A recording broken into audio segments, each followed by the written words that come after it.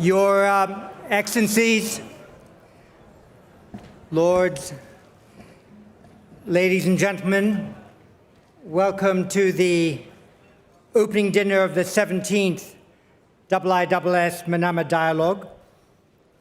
Allow me to thank His Majesty King Hamad bin Isa bin Salman Al Khalifa, His Royal Highness Prince Salman bin Hamad Al Khalifa, the Crown Prince and Prime Minister, and the government and people of Bahrain for their support to the IISS in organizing this splendid annual International Security and Regional Diplomatic Summit. It is a tribute to the tremendous work done by this country in managing the impact of the COVID-19 pandemic that we are able safely to host such a large in-person intergovernmental meeting here in the Kingdom of Bahrain. This weekend, we have over 300 in-person delegates here from over 40 countries, with several dozen government ministers, national security advisors, and intelligence chiefs in attendance.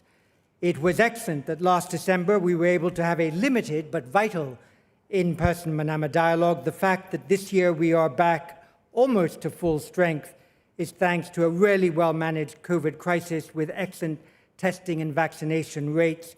No one can fail to be impressed by the professionalism with which the Kingdom of Bahrain has executed this strategy. Happily, the IISS has also had another extraordinary year, providing the data and analysis that governments and the private sector need on an ever wider range of geopolitical and geoeconomic issues. The Institute has grown substantially. We are proud to have opened a new IISS Europe office in Berlin, which will help to animate the foreign policy and security debate in Europe. There, too, our international personality is reaffirmed. 18 staff, but 12 nationalities are represented. Crucially, we aim to bring our specialist expertise on the Indo-Pacific and the wider Middle East, strengthened by the international offices that we have in Singapore, Washington, and here in Manama, to support European policy discussions there. We look forward to ever closer links between our offices in London, Berlin, Washington, Singapore, and the Kingdom of Bahrain. Three trends of relevance to this conference have marked the last year in international relations. First is intervention fatigue. Second is the rise of minilateral security arrangements. And third is the growing priority of the Indo-Pacific in the strategic calculations of most countries around the world. First, from the US to Europe to the Gulf, states have tired of military intervention. In some cases, exit strategies have been more focused on exit than on strategy. In others, the reliance on local forces to contain the effects of internal conflict has not paid security dividends. In most, the peace processes that would underpin a lowering of military engagement are fragile and intermittent. As Afghanistan, Mali, and Yemen see a reduction in external military engagement with no commensurate increase in the quality of national governance, the risks of renewed or intensified terrorist activity locally, regionally, and internationally potentially increase. Intervention fatigue and strategic impatience are two sides of the same coin. Neither attitude of mind can prevent threats from developing, and the coexistence of both may inspire malign transnational actors to try their luck. Leaders in North America, the Middle East, Europe, and Asia, perhaps to their strategic irritation, will need to find ways to cooperate on counterterrorism instruments in these new conditions.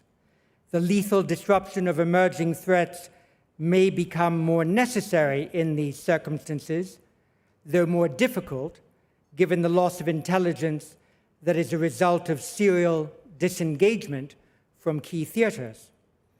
In the Middle East, there is perhaps less sign of intervention fatigue from Iran, whose well-maintained international influence networks remain capable of affecting political outcomes in several countries in which they operate.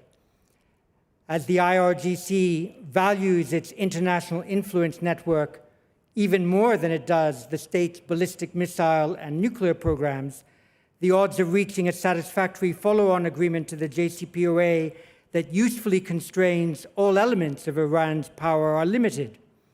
In any case, there are well-grounded concerns about the acceleration of its centrifuge production program. The new government in Tehran no doubt needs sanctions to be lifted, but is unlikely to agree to a measurable reduction of its regional influence operations, even if that could be defined in a negotiated text to achieve that. How deterrence and defense postures can shape strategic perceptions in Iran is a subject that will naturally be central to our reflections this weekend. Generally, intervention fatigue does not automatically lead to conflict termination, and de-escalation does not naturally slide into détente. Apparently settled security alignments are shifting as countries hedge their strategic positions. Hence the second trend of multiplied minilateralism. Alliance and partnership structures are changing to accommodate the shifting environment. More countries are engaging in what might be styled strategic self-determination, setting out their own particular security priorities with greater precision and making their own ad hoc, often informal, strategic arrangements. And this is true from Europe to the Indo-Pacific.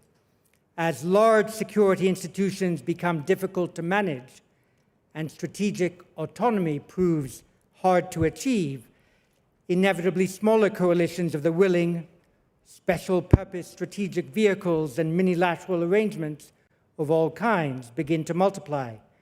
From the nuclear propulsion sharing agreement between Australia, the UK, and the US, known as AUKUS, to new alignments in the Eastern Mediterranean, changing relationships in the Red Sea region, and the reinforcement of various Quad arrangements by India, both East and West, this minilateral trend is clear, and the IISS Manama dialogue needs to take stock of how this fast-paced diplomacy is helping to stabilize regions or conversely adding to uncertainty.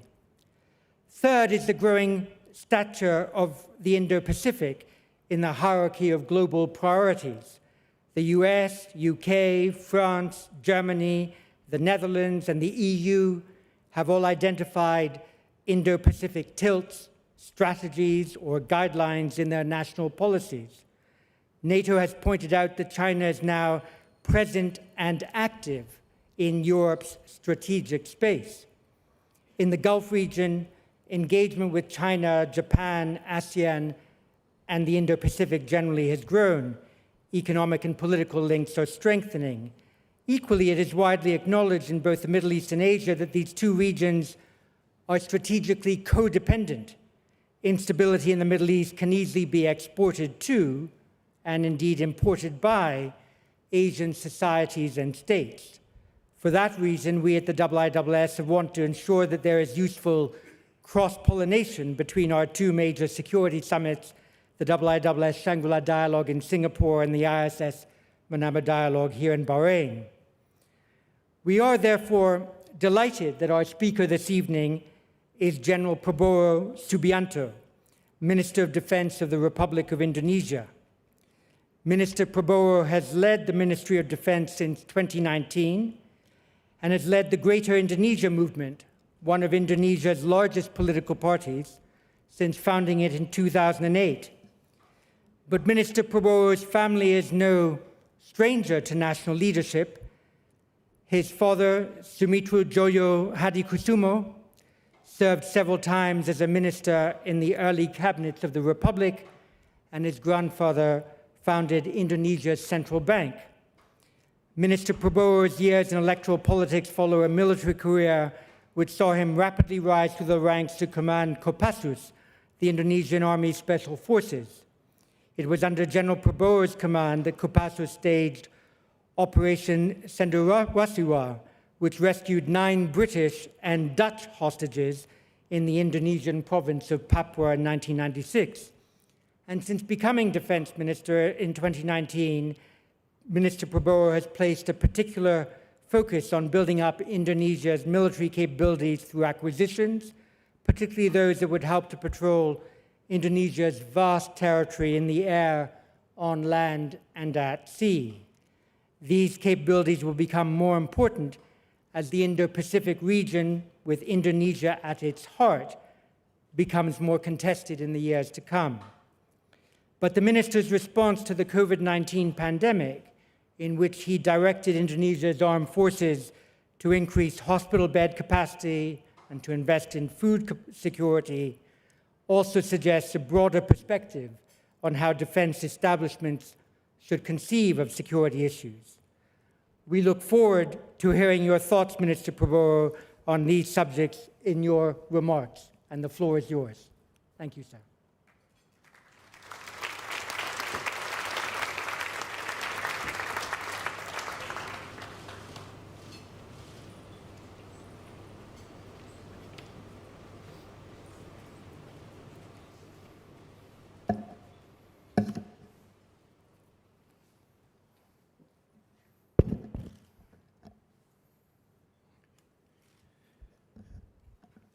Bismillahirrahmanirrahim.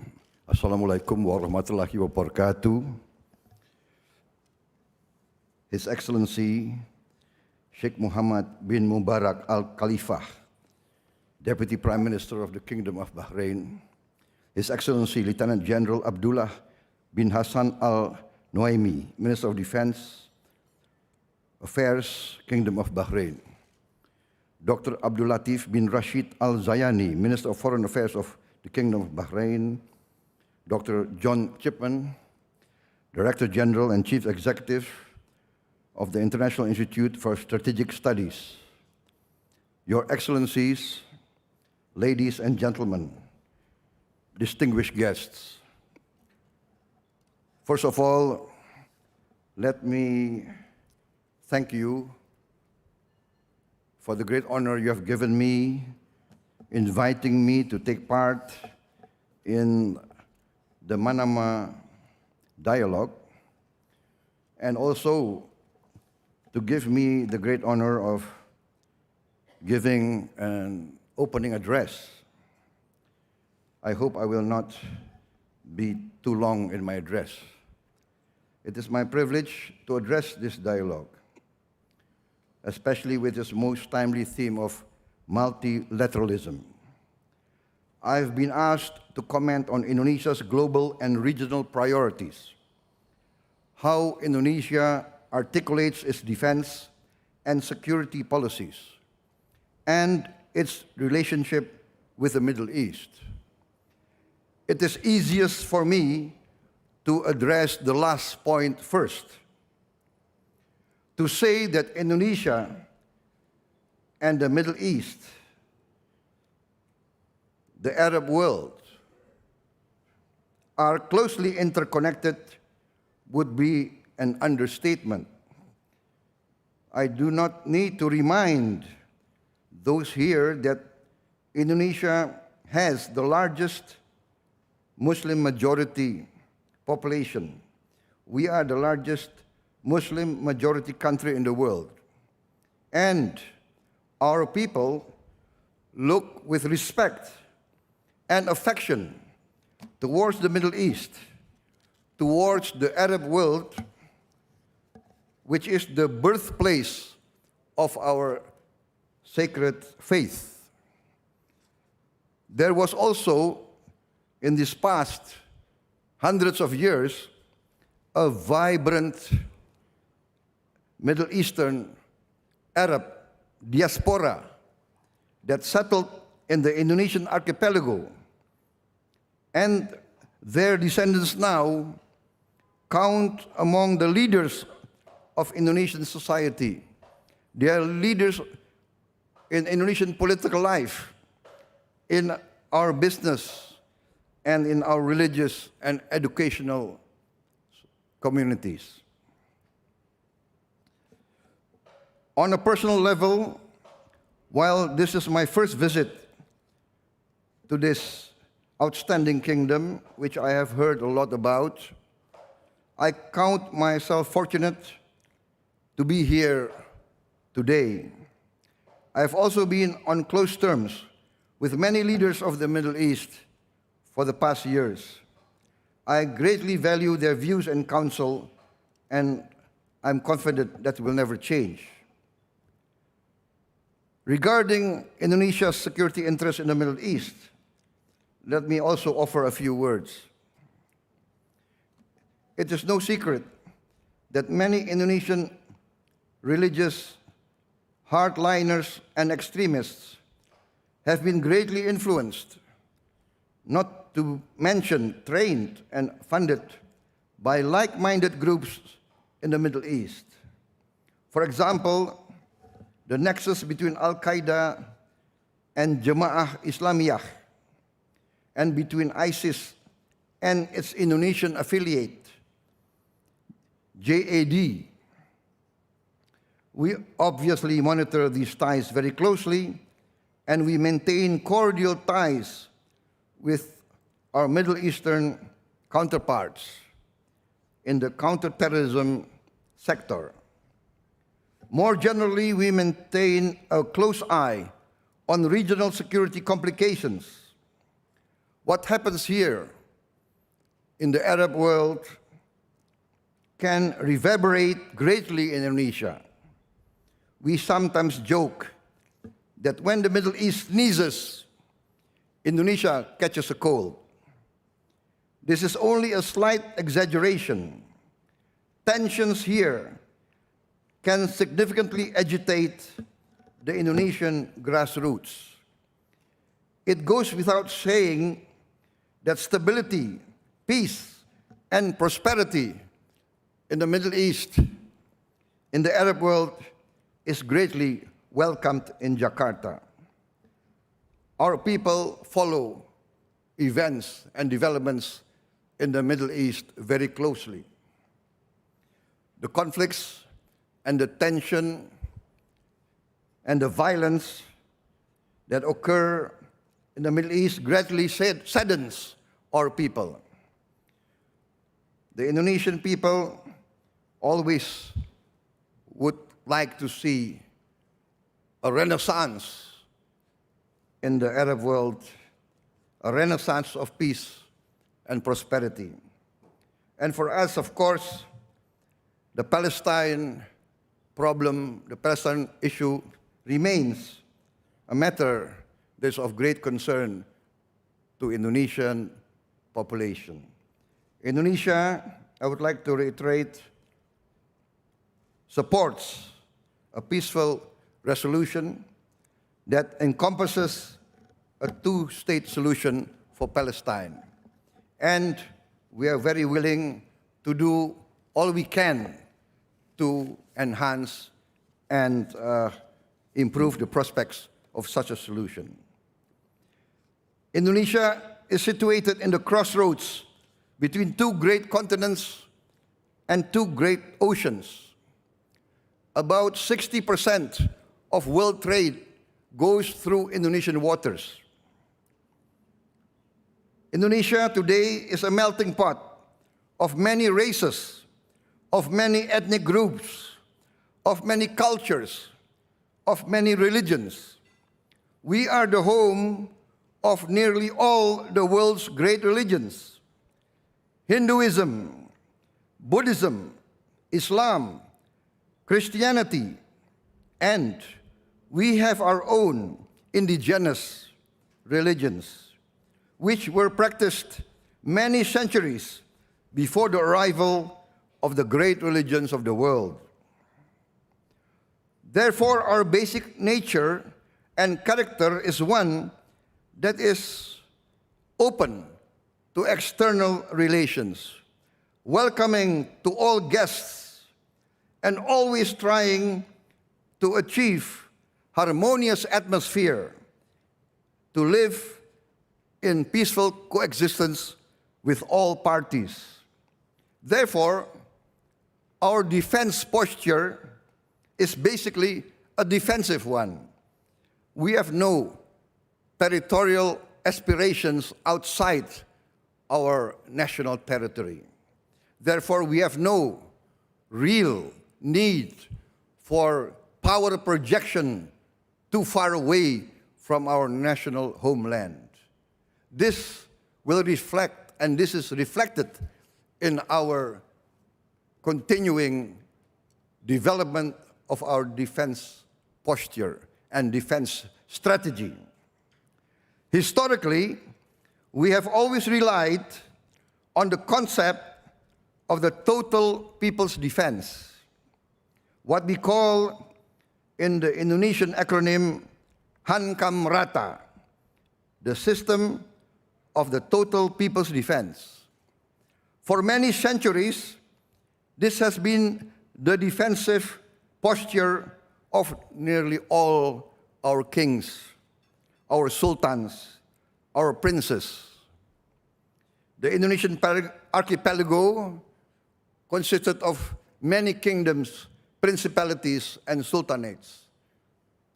And the military system has always been not of a big standing army, but of a small standing army, but with a big people's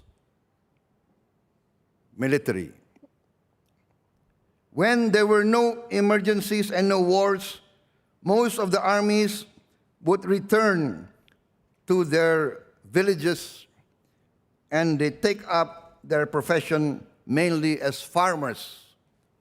When the kings, princes, and sultans call for an army to be assembled, then the farmers would take up arms and join their leaders answering the call of their various kings, sultans, and princes. This has been our tradition. This was how we gained our independence, fighting against the colonialists. We have fought the foreign invaders and colonialists from ancient times. Many times, it would take us many years, and we experienced many defeats. But ultimately, our experience convinced us that without the strong support of the people, no foreign invader can endure in our archipelago. This is the background of our defensive posture. Therefore, in its implementation, we organize our military in territorial commands, starting from the sub-village to the village, sub-district to the district, and thus to the province and the national level. As I took over as Minister of Defense, it has been my policy to reorientate our defensive posture back to our historical experience, back to our roots. I am convinced that we must build up again our self-confidence, believing in our own strength, not relying on any external protectors. We must believe in our own strength, our own collective experience as a nation and as a culture. Of course, that means that we have to maintain the best of relations with all countries, all neighbors, and all powers. I want to describe now Indonesia's priorities that has intersected with multilateralism. In our experience, we have always been non-aligned. We have always tried to maintain equidistance and friendship with all the great powers. But we realize that sometimes we will be drawn in by the dynamics of any regional struggle for influence, for dominance, and for power. That is the nature of humanity, and therefore we must be realistic. Sometimes the need and the desire to maintain neutrality, to maintain non-alignment will be very difficult. Indonesia has always been influenced by the great ideological struggles of the world. The Cold War came to Indonesia. There were great ideological contests between communism, between capitalism, between religious extremism, and between ethnocentric and ethno-nationalist separatism.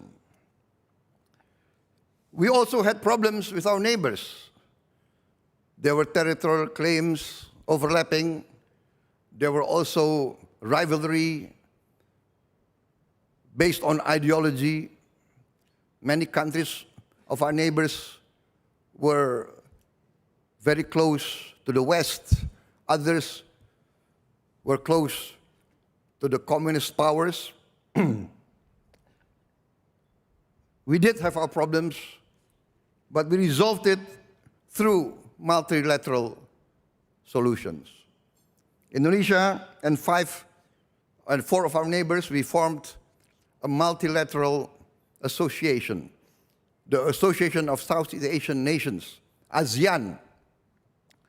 And through ASEAN, we have overcome many of our territorial problems, many of our conflicts with our neighbors.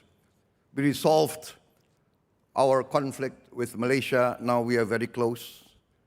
Now we consider Malaysia one of our closest partners. We resolved our problems with other countries. Now we are very friendly with Australia. Australia is also a very good partner of us. We have the best of relations with the Philippines, although the Philippines had a very long festering insurgency in the South Philippines, which basically are of the same ethnic stock as Indonesia and Malaysia. The South Philippines basically are Muslim and Malay culture. But we decided on the ASEAN tradition, which is not to interfere in the domestic problems and affairs of our neighbors, to respect our neighbors. And this, alhamdulillah, we have managed to keep throughout all these years. This is the positive experience of multilateral approach. I would like now to address, I think, what we all now realize, which is the main problem in the Indo-Pacific area, or main issue, let us say, something that keeps many leaders of East Asia, Indo-Pacific, awake at night. We can call it the elephant in the room, which is, of course, the situation in the South China Sea and the possibility of a flare-up around Taiwan. As we look now once again to regional dynamics, we are now forced to face the reality that tensions could flare up at any time.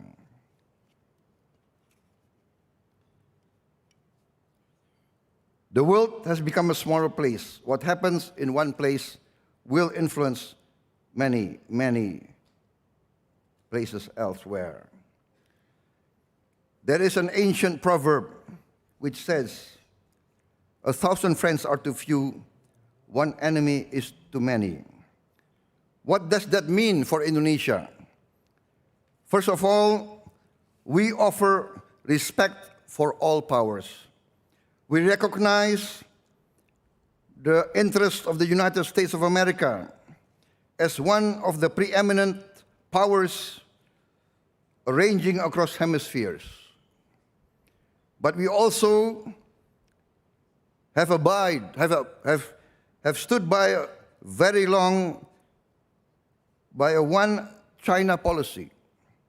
We recognize Beijing's legitimate core interests, and we support and respect Beijing's rightful place as a great world power. China has been for thousands of years a leading civilization. It is only natural that they will take their proper place in the destiny of mankind. For us, acknowledging both of these realities is not a zero-sum game. We seek understanding and cooperation with both. Second, we seek regional stability, especially with regard to unimpeded access to sea and air lanes in the immediate neighborhood and beyond. Third, we remain committed to a multilateral approach through ASEAN to include the defense realm. Steps have already been taken in this regard, such as multilateral maritime exercises. We also launched the IISS intelligence sharing program. We also have maritime exercises, joint patrols. We have trilateral patrols between Indonesia, Malaysia, and the Philippines. We are now preparing trilateral patrols between India, Indonesia, and Australia, Malaysia, Indonesia, and Thailand, and Singapore. So this is what we are trying to enhance.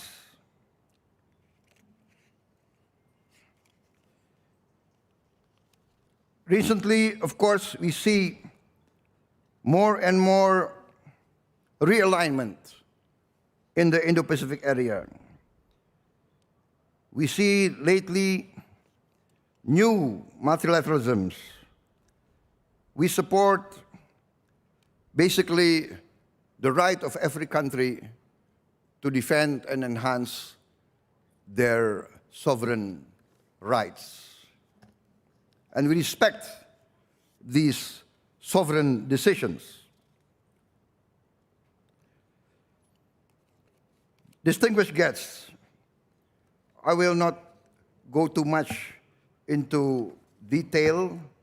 Maybe my speech can be distributed after it's been edited a bit. I would just like to share with you that although we have been blessed for basically nearly 40 years of basic peace and prosperity in Southeast Asia, perhaps we have been a bit too complacent because of our lively democratic process and because, in our experience, the Indonesian military, let us say 22 years ago, voluntarily withdrew from political life.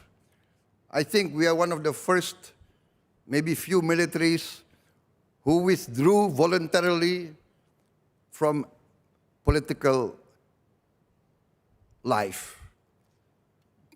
I was, at that time, one of the few military leaders who supported and basically engineered this withdrawal from active political participation. Why? Because Indonesia spans a very wide territory. We have the same national territorial size basically as Western Europe. Western Europe, London to Moscow, is like flying from our westernmost point to our easternmost point. 7.5 hours flight. We have 3 time zones. We have nearly 300 million people now, many ethnic groups. We have maybe 300, 400 local languages. And therefore, the military leaders realized that no military can manage the governance of this large size, and therefore we opted for democracy and we withdrew from active military political participation. What does that mean? What does this mean? This means that the Indonesian civil society has taken a very strong role. And as we understand, the civil society everywhere, maybe in Indonesia especially, do not like a strong military. They do not like big defense spending, because defense spending, which is large, sometimes is considered to be at the expense of social spending, of economic development. This is what we are trying to convince our civil society, that defense is a requirement for peace. There can be no peace without a strong defense. There can be no prosperity without peace. And even if we are willing to forego a strong defense, history teaches us that well-intentions do not ensure security. If we are weak, history teaches us that the strong usually will trample on the weak. So let me conclude my comments by offering the famous teaching from the Greek historian Thucydides. He said, the strong will do what they can. The weak suffer what they must. Therefore, if you want to be independent and free, it is not enough to have good intentions. One must be strong to protect our people. One must be strong to protect our sovereign rights. While this teaching from Thucydides is certainly true, I would repeat the cautionary note that I have made many times. The world has become a small, crowded place, made that much smaller in a virtual sense by the digital information revolution. We have many big threats to our planet: the environmental threat, the climatic change. We are experiencing a pandemic. We do not know what other pandemics will come and when. Therefore, in my defense planning, next year alone, we will build 40 new hospitals, and we will enhance the 110 military hospitals that we already have. We will add 40 to the 110 we already have, and we will open our hospitals to support civil society, to support our civilian population. For instance, my experience a few weeks ago, I opened a hospital, 200 beds. In the first month, we had 400 COVID patients. Alhamdulillah, thank God, the 400 patients all survived. None of them died, and that shows that a real effort to participate in the mitigation of this bio-security threat will really help the welfare of the people. As I said, the strong will do what they can, the weak suffer what they must. However, strength alone does not ensure peace and security. We know that universal values now have become more prevalent and more urgent. By this I mean the desire for peace have become global.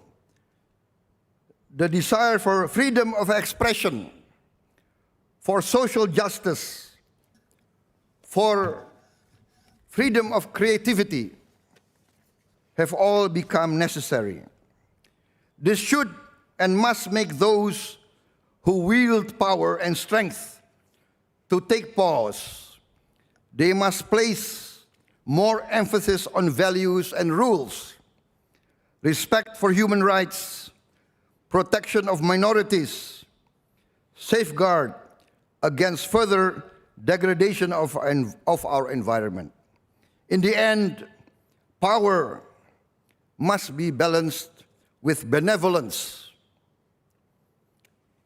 As Confucius noted, those seeking to retain the mandate of heaven are leaders that reflect benevolence, respectfulness, and deference. The great powers of today would best be served to take this to heart. Only then will history judge them to have become not just great powers, but more important and enduring, great civilizations. Thank you very much. Wassalamualaikum warahmatullahi wabarakatuh.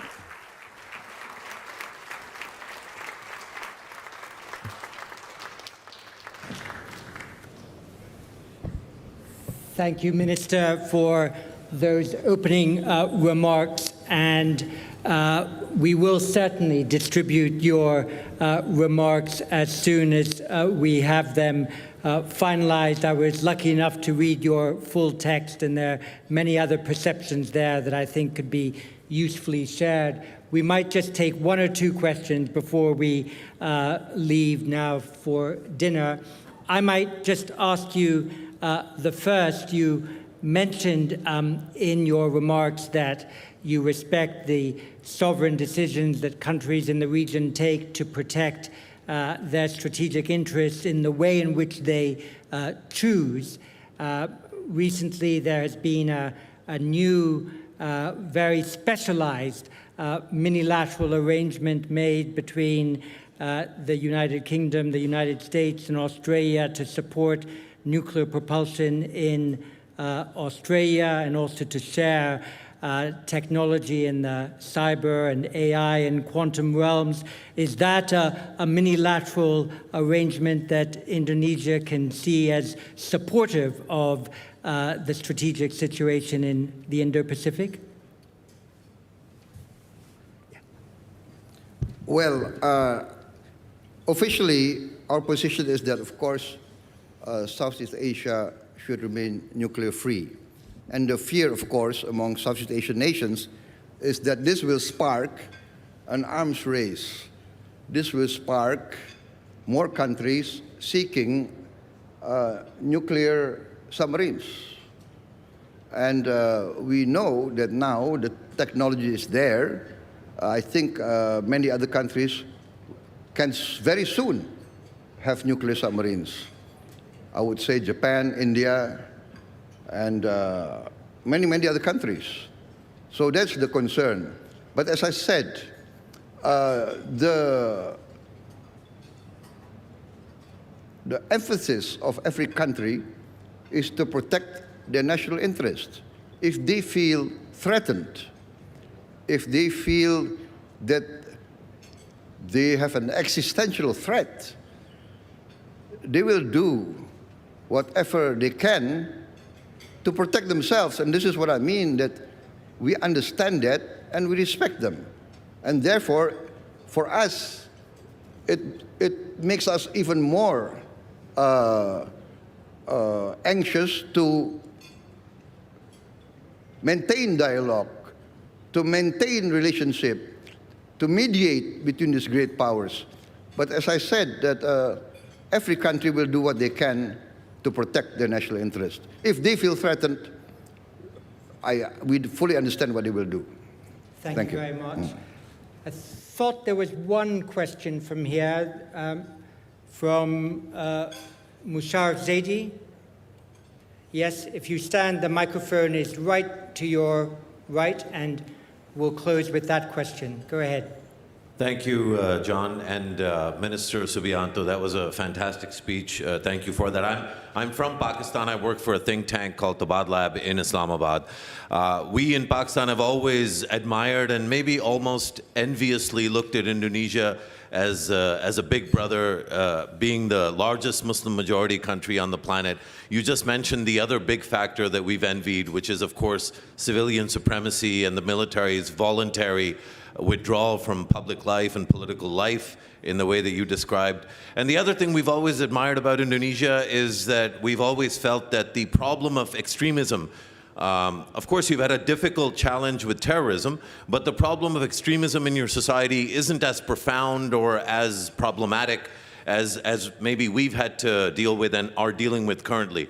Over the last few years, though, as you successfully fought the war on terror, which Pakistan also did, in obviously different contexts with some connections, including Al-Qaeda's influence both in our part of the world and your part of the world, there was an increase in extremism in society more broadly. So I wanted you to maybe talk to us a little bit, not so much about the success of beating down terrorism, which you've successfully done, but the challenge of the coming decade and longer in terms of the pressures on politics and society and the state from within society, the growth of extremism, so that the strength that you have as a Muslim majority nation slowly begins to maybe corrode at some of the other strengths that you have as a society, and then threatens obviously the wider ambitions Indonesia has, both within the country and beyond its borders. Thank you very much for your question and your kind words about Indonesia. As you know, we also admire Pakistan. I would like to make this observation. I believe, from my own experience, that extremism, radicalism of any sort will thrive when there is poverty, when there is inequality, when there is injustice, when the common people lose hope, when the poor do not get the same treatment in the courts of law, when they feel abandoned by the powerful, this is fertile ground for radicalism, for extremism.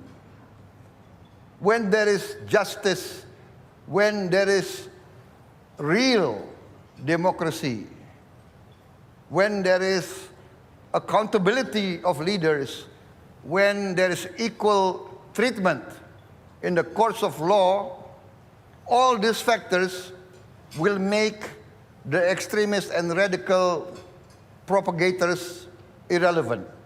This is my conviction. So the challenge is, how do we provide these essentials? Social justice, economic justice, clean government, rule of law, equality of law in front of the courts. This is my conviction. And then we can have prosperity. Then we can have peace. This is our experience. This is our experience. We actually are blessed with a lot of wealth, but many of this wealth does not trickle down to the poor, to the masses. But we have done great strides. We have done great strides. But there is always rising expectation. When the poor, through the digital revolution, they see on television, they see the cars, they see the nice buildings, they see air condition, they see all these modern attributes, and they have no access. That, I think, is fertile ground for radicalism. Thank you. That's my opinion. Thank you. Minister Prabowo, thank you very much for your opening address. I mentioned that the security situations in the Indo-Pacific and the Middle East were codependent.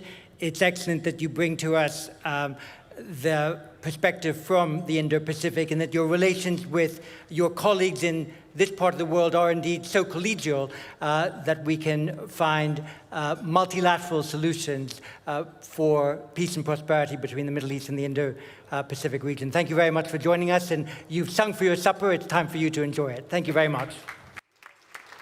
Thank you for the wisdom you have given me. Thank you.